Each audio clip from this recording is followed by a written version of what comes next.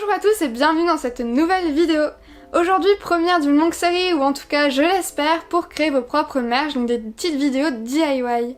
Alors pourquoi j'ai voulu faire cette série? Eh bien tout simplement parce que je me suis rendu compte que au niveau des vidéos françaises, eh bien il n'y en avait pas tellement qui proposaient ce genre de contenu.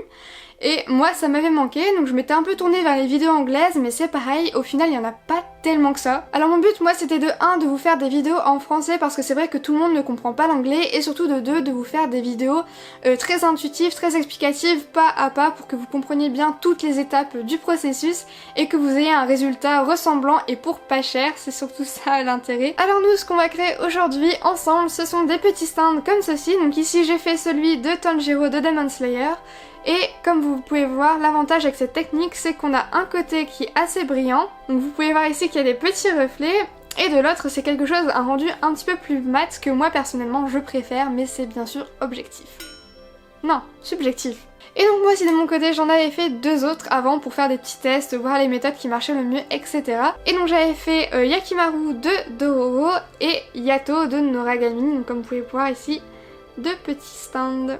Donc voilà, juste avant de passer vraiment à la vidéo, la partie explicative où je vous explique toutes les étapes de A à Z pour que vous ne puissiez pas vous tromper, je vous invite fortement à laisser un petit like, un petit commentaire, à vous abonner à la chaîne, à partager les vidéos. D'ailleurs je lance un petit hashtag, je ne sais pas s'il prendra, mais si vous réalisez un des DIY que je présente dans mes vidéos, n'hésitez pas à me l'envoyer avec le hashtag DIY Eminari qui s'affichera ici quelque part à l'écran par la magie du montage. Allez, maintenant c'est tout, je vous laisse avec les explications. Alors, tout d'abord, nous allons commencer avec ce qu'il vous faut pour réaliser ce DIY. En premier, nous avons du plastique magique, aussi appelé plastique dingue ou fou, ça dépend un petit peu de la marque que vous choisissez, et qui est, pour ceux qui ne connaissent pas, un plastique qui va rétrécir mais aussi épaissir quand vous le passez au four. Vous pouvez facilement le trouver dans des magasins spécialisés en loisirs créatifs, mais aussi en grande surface. Par exemple, moi ici en grande surface, j'ai payé environ 4 € pour 3 feuilles, et c'est plus ou moins le seul investissement de ce tutoriel.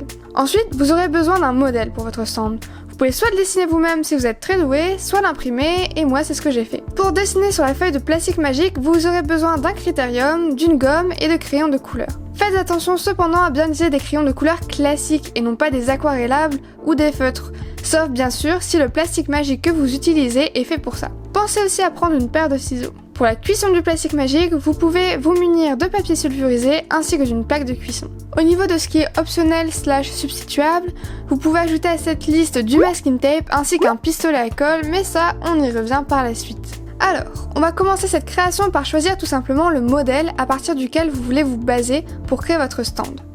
Ici, moi j'ai choisi une image trouvée sur le net de Tanjiro de l'anime Demon Slayer. Je vais ensuite venir la copier et la coller dans un logiciel avec lequel je peux gérer approximativement la taille d'impression. Ici pour moi c'est Photoshop. Je commence donc par venir afficher les règles dans le menu en haut ou avec CTRL R et je vais la régler pour qu'elle me donne la mesure en centimètres. Je colle mon modèle et passe par une étape pour me sauvegarder un peu d'encre qui est de nettoyer en enlevant les écritures et les contours dans mon cas. Ensuite je viens placer un guide en faisant glisser ma souris pour déterminer une taille pour le modèle.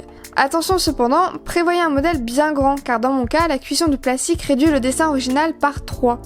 Je vous laisse donc faire vos calculs pour obtenir la bonne taille pour votre stand.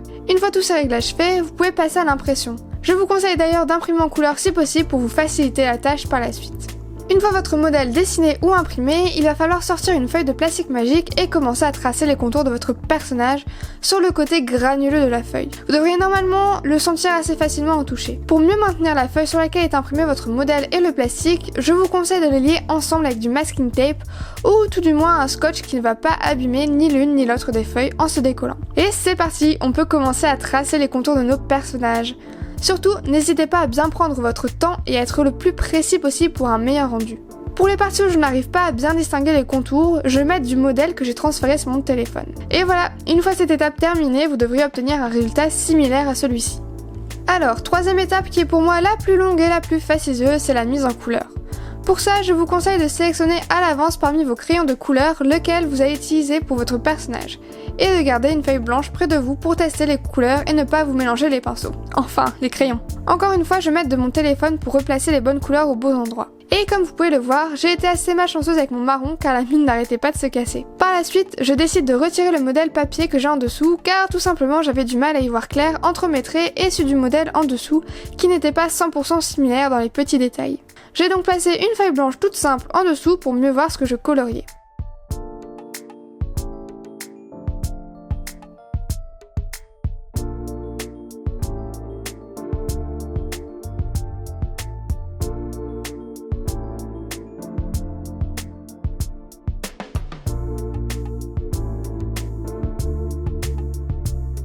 Ah, et ici vous pouvez voir une magnifique intervention de mon petit Charlie, qui d'ailleurs, si vous me suivez sur Instagram, s'est malheureusement régalé avec mes tomes de Demon Slayer.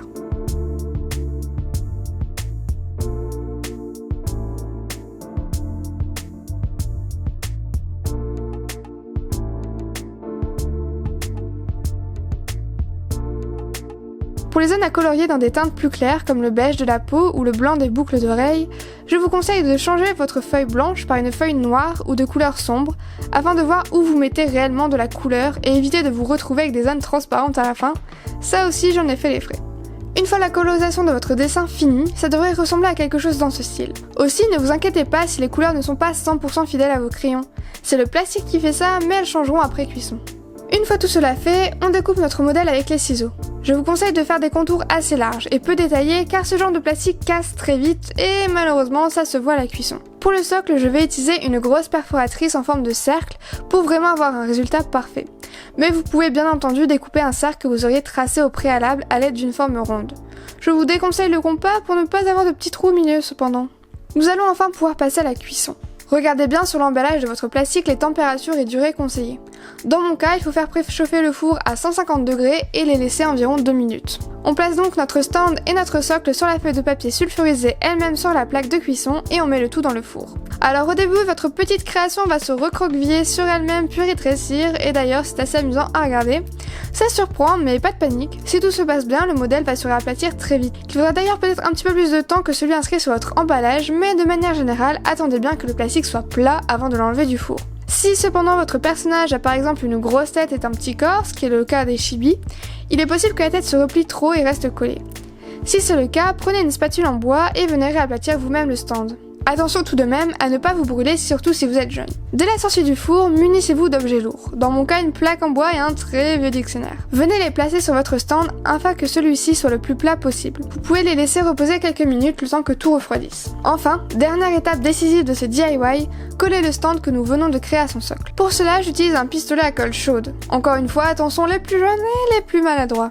Mais vous pouvez très facilement le remplacer par un tube de colle extra forte. Et je viens appliquer un fin filet de colle à peu près au milieu du socle. Vous pouvez tracer un repère si besoin. Et là, vous venez positionner votre stand et vous attendez quelques secondes que la colle prenne bien. Et donc voilà, votre petit stand personnalisé et pas cher du tout est terminé. J'espère que ce petit tutoriel vous aura plu. Comme je vous l'ai dit en intro, n'hésitez pas à me partager vos créations sur le hashtag DIY et Minari, mais aussi à me faire part de vos retours en commentant, en vous abonnant ou même en partageant les vidéos. Sur ce, je vous souhaite une très belle journée, une excellente soirée et à la prochaine!